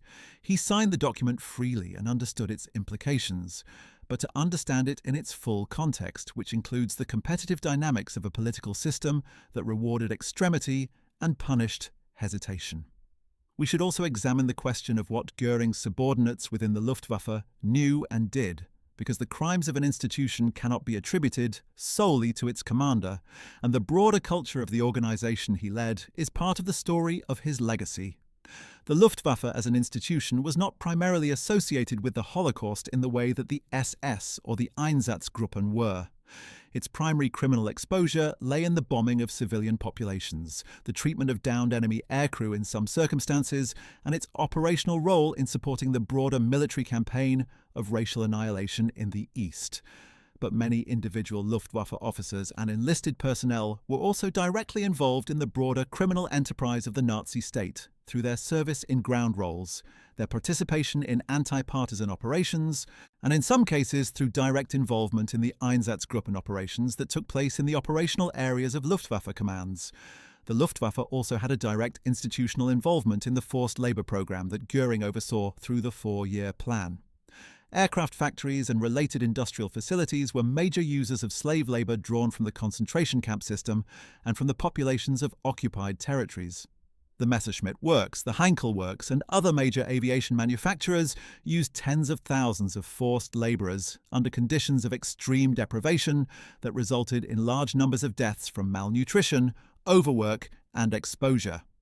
Göring was formally responsible for the industrial policy that incorporated slave labour into the aviation sector, and the documentary record connects him directly to decisions about labour deployment in these facilities.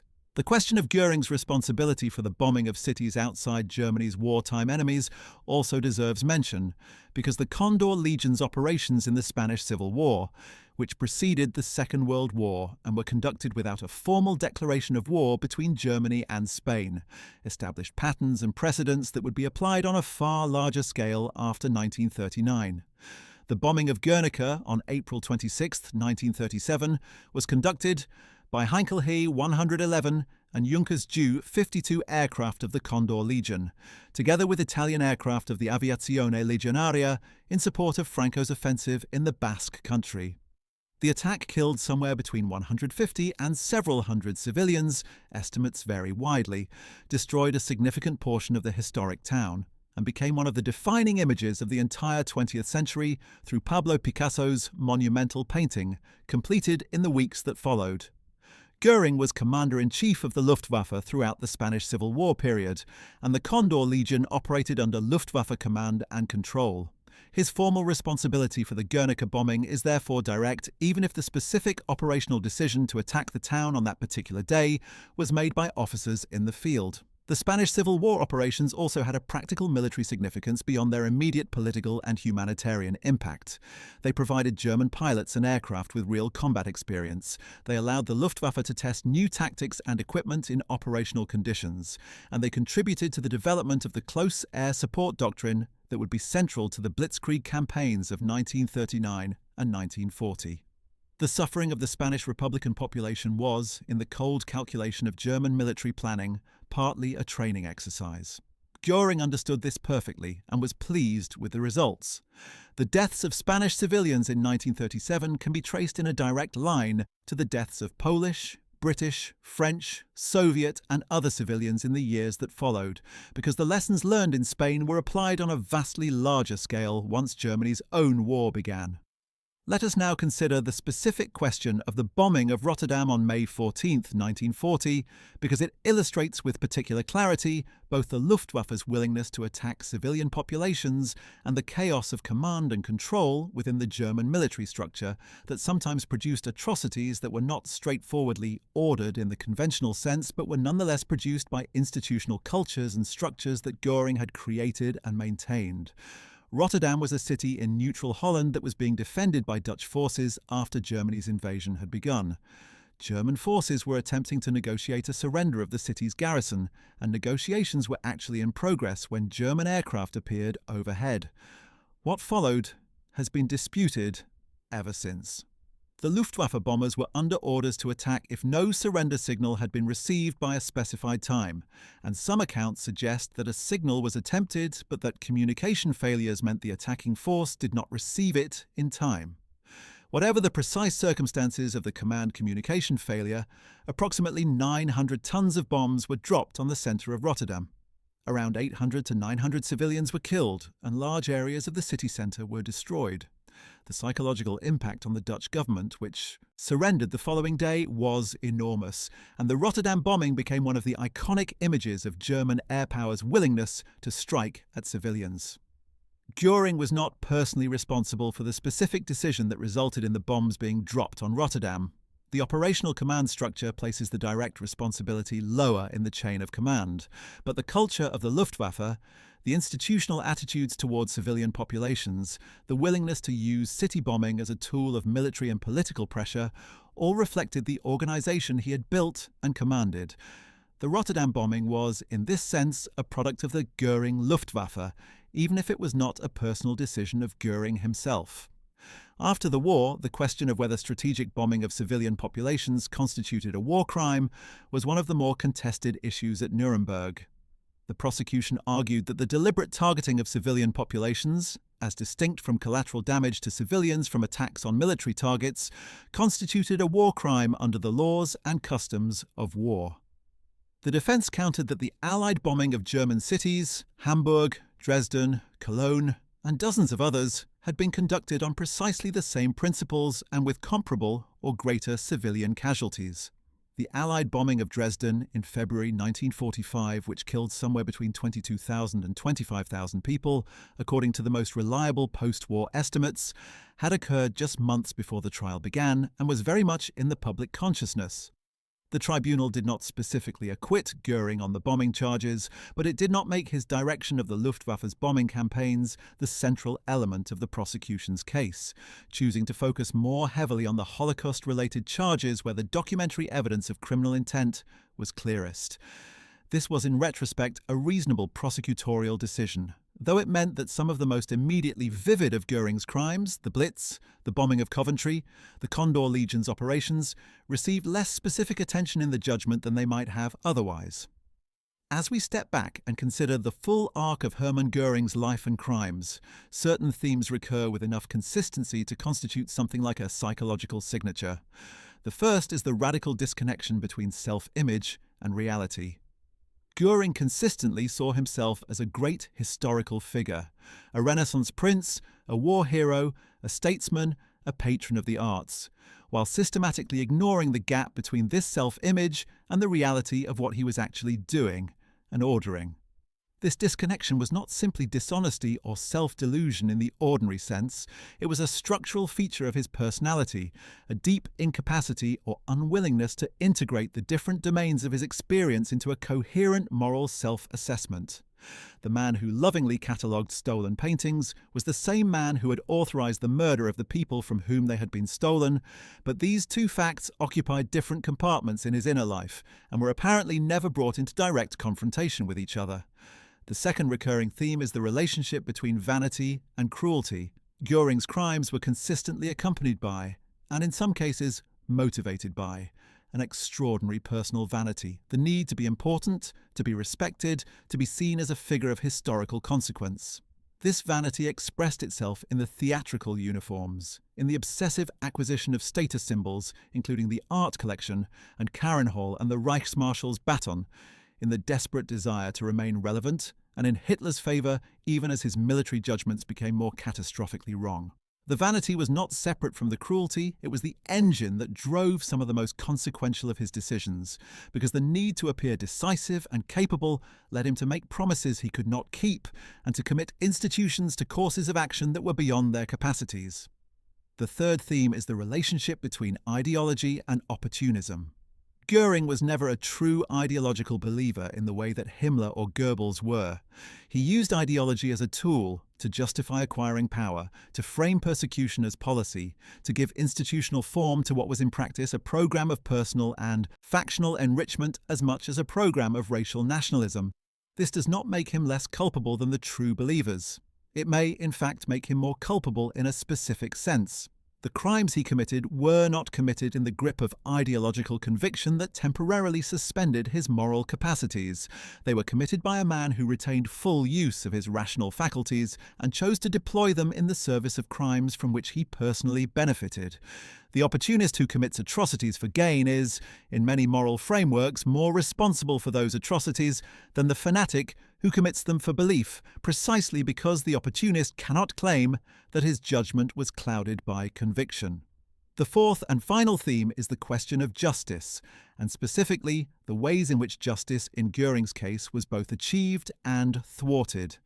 The Nuremberg Tribunal achieved a substantial measure of historical and legal justice by documenting comprehensively what the Nazi regime had done, by establishing individual criminal responsibility for those crimes at the highest levels of the regime's leadership, and by creating a legal framework, the 4 counts of the Nuremberg indictment, the concept of crimes against humanity, the rejection of the superior order's defense that has informed international law ever since. It achieved less than full justice in Göring's specific case because he avoided the execution that the tribunal ordered, dying by his own hand rather than by the state's. The cyanide capsule was, in its way, one final act of defiance, the last expression of a personality that had always sought to impose its will on events rather than submit to them. But the suicide did not prevent the judgment. The judgment is on the record, and it will remain there. The man who once commanded Hitler's legions, who once held the power of life and death over millions of people, who once presided over one of the largest and most murderous bureaucratic empires in history, died in a small cell in Nuremberg with a chemical capsule clenched between his teeth, wearing the same faded uniform in which he had been photographed at his most powerful, his body reduced by American medical supervision from its wartime excess but still large, his face still carrying the traces of the handsome flying ace who had once been Germany's most celebrated military hero. In another life, with different choices or different circumstances, he might have been remembered as what he first was, a brave pilot, an effective commander, a man of genuine charisma and considerable intelligence. Instead, he is remembered for what he chose to be, one of the principal architects of the greatest crime in modern history. Hermann Göring's story is not a story about monsters. It is a story about choices, about the choices made by a specific man in specific circumstances, choices that were real and consequential and freely made. He chose to join the Nazi movement when it was still a marginal political faction, and his support helped legitimize it. He chose to create the Gestapo, and the institution he created consumed hundreds of thousands of lives. He chose to sign the directive to Heydrich, and the machinery it set in motion murdered 6 million people. He chose to accept the stolen art, and his acceptance made him a direct beneficiary of the destruction of Jewish cultural life in Europe. He chose to promise what he could not deliver at Stalingrad, and hundreds of thousands of German soldiers died in consequence. And he chose, in the end, to bite down on the cyanide capsule rather than face the hangman, the last of a long series of choices that prioritized his own will over anyone else's authority over him. The post-war careers of Göring's closest subordinates provide an illuminating coda to the story of the man himself because they demonstrate how the institutions and networks he built survived his death and continued to shape the post-war world in ways that were often deeply uncomfortable to confront. Many senior Luftwaffe officers who had served directly under Göring throughout the war found themselves recruited by the Western powers in the years immediately following Germany's defeat. The Cold War created a strategic environment in which West Germany's rapid rearmament was considered essential to NATO's defensive posture against the Soviet Union, and the newly established Bundeswehr, the West German armed forces, needed experienced officers. Former Luftwaffe officers, including some who had participated in the bombing campaigns that Göring directed, found themselves given new commissions in the new German Air Force, their wartime service effectively laundered by the imperatives of Cold War politics. Adolf Galland, one of the most celebrated Luftwaffe fighter pilots of the war, who had commanded the Luftwaffe fighter arm and had engaged in increasingly bitter conflicts with Göring in the final years of the war, survived to become a highly paid military aviation consultant in the post-war world.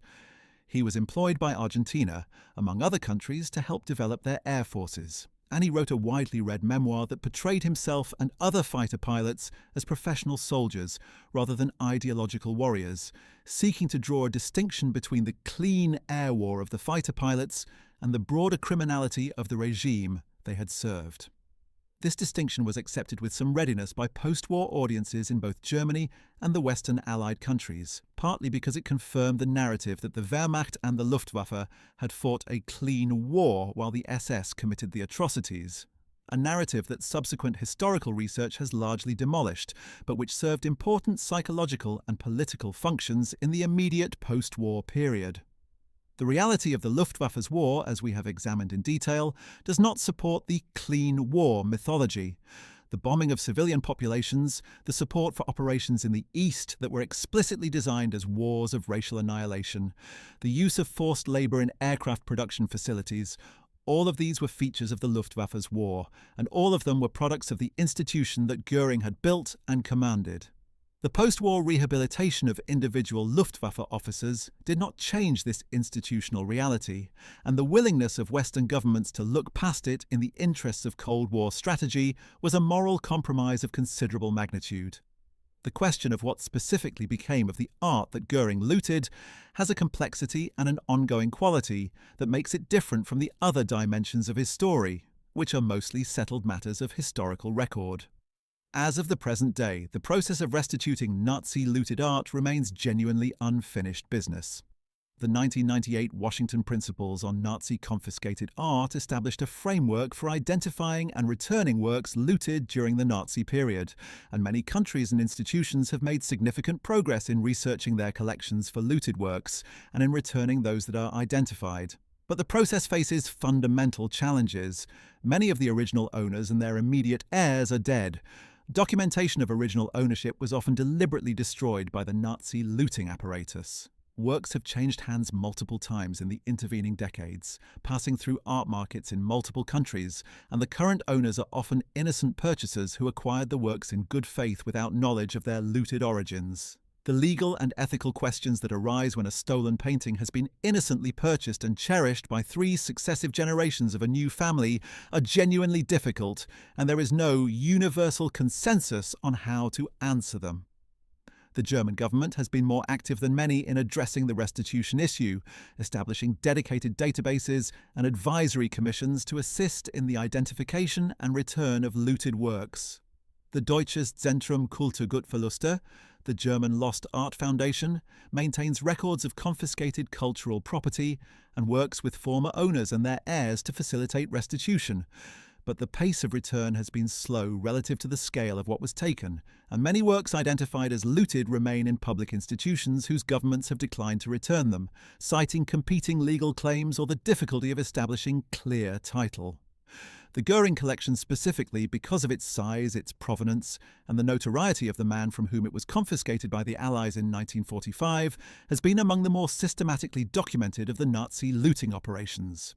But even in this relatively well-documented case, there are individual works whose histories remain incomplete and whose current whereabouts or ownership status is unclear. There is a specific episode from Göring's time at Nuremberg that deserves mention because it has become one of the most widely quoted illustrations of the extraordinary nature of the man's psychology.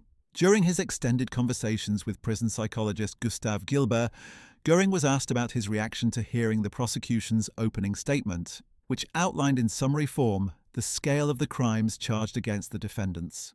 Gilbert, who was testing the defendants' IQs and conducting extensive interviews in preparation for his subsequent book, Nuremberg Diary, recorded Göring's response. Göring acknowledged the magnitude of what had been described. He acknowledged that the evidence presented was likely to be damaging. And then he said something that has been quoted and analysed ever since. Of course, the people don't want war. Why would some poor slob on a farm want to risk his life in a war when the best he can get out of it is to come back to his farm in one piece? Naturally, the common people don't want war, neither in Russia, nor in England, nor in America, nor in Germany. That is understood. But after all, it is the leaders of a country who determine the policy, and it is always a simple matter to drag the people along, whether it is a democracy or a fascist dictatorship, or a parliament, or a communist dictatorship. Voice or no voice, the people can always be brought to the bidding of the leaders. That is easy. All you have to do is tell them they are being attacked, and denounce the pacifists for lack of patriotism and exposing the country to danger. It works the same in any country.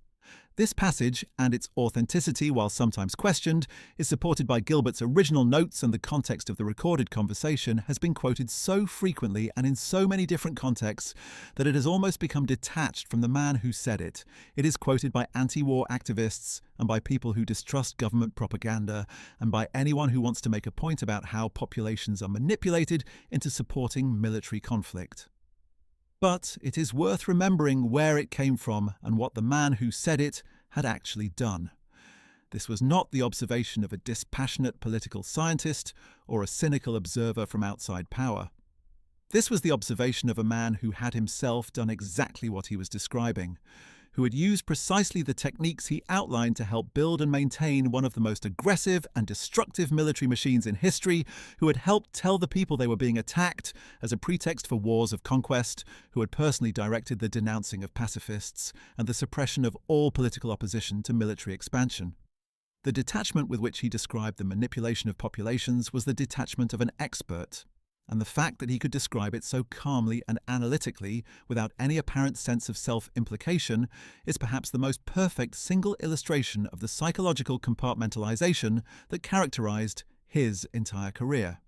Hermann Göring's children, or rather his single surviving child Edda, born in 1938, presents a final dimension of his story worth examining. Edda Göring grew up in post-war West Germany as the daughter of the man the Nuremberg Tribunal had designated one of the principal war criminals of the Nazi regime. She received a normal education, trained as a nurse, and lived a life that was in most outward respects ordinary. But she never publicly accepted her father's guilt. In a series of interviews given over the decades of her adult life, she maintained that her father had been a great man who had been misunderstood, that the Nuremberg Tribunal had not been a genuine court of law, and that the crimes attributed to him had been exaggerated or misrepresented. She was present when researchers and journalists asked about specific documented crimes, the Gestapo, the Holocaust directive, the looting, and she consistently deflected, disputed, or minimized. She died in December 2018 at the age of 80. Her persistence in defending her father is not surprising. The human capacity to love a parent and the human capacity for moral judgment do not always align neatly. But it is a reminder that the consequences of Göring's crimes did not end with the cyanide capsule and the scattered ashes. They continue to reverberate through the lives of everyone connected to him, including the child he had genuinely loved and who had genuinely loved him. The Göring villa at Berchtesgaden, the house he maintained near Hitler's mountain retreat at the Obersalzberg, was destroyed by Allied bombing in April 1945. Karinhol, the great estate north of Berlin, was blown up by Göring's own order as the Red Army approached. The Reichsmarshal's baton, one of the most elaborate of the jeweled staffs he had commissioned to embody his self-image, is now in a museum in the United States. The stolen paintings are scattered across museums and private collections in multiple countries. The institutional machinery of terror he built, the Gestapo, the concentration camp system, the legal framework for persecution, was dismantled by the occupying powers and replaced by the constitutional structures of the Federal Republic of Germany, a state built explicitly on the rejection of everything the Third Reich had represented. But the dead remain dead. The stolen heritage remains largely unreturned. And the questions that Göring's life raises about power, about institutions, about the relationship between personal character and political crime, about what societies owe to the memory of the murdered, remain as urgent and as unresolved as they have ever been. The story of Hermann Göring is, ultimately, a story about what happens when the normal constraints that keep human ambition and cruelty within manageable bounds are systematically removed. Those constraints, the rule of law, the independence of the judiciary, the freedom of the press, the ability of citizens to organize politically, the cultural and institutional memory of previous abuses of power, existed in Germany before 1933 and were dismantled by the Nazi regime with extraordinary efficiency in the years that followed. Göring was both an agent and a beneficiary of that dismantling. He helped remove the constraints, and then he used their absence to commit crimes that would have been impossible in their presence. This is the structural lesson of his story, and it applies with equal force to every political context in which those same constraints are under pressure. Well, that wraps up our deep examination of the horrifying crimes of Hermann Göring. From the founding of the Gestapo to the authorization of the Holocaust, from the systematic looting of Jewish Europe's cultural heritage to the catastrophic bombing campaigns that killed tens of thousands of civilians, from the hunger plan that was designed to starve millions to the Stalingrad airlift disaster that sacrificed hundreds of thousands of German soldiers to his need for Hitler's approval. Göring's record is one of the darkest in the documented history of the modern world. The Nuremberg tribunal got it right when it found him guilty on all 4 counts. The only injustice in the verdict was that he escaped the sentence by his own hand. But history has pronounced its own judgment, and no amount of theatrical self-presentation, no collection of stolen masterpieces, no bejeweled baton, or self-designed uniform can alter what the record shows. If you found this video informative and thought-provoking, please make sure to like, subscribe, and hit the notification bell so you never miss our next exploration of the key figures and events of the Second World War. The history of this period is too important and too instructive to forget. Thanks for watching, and we will see you in the next one.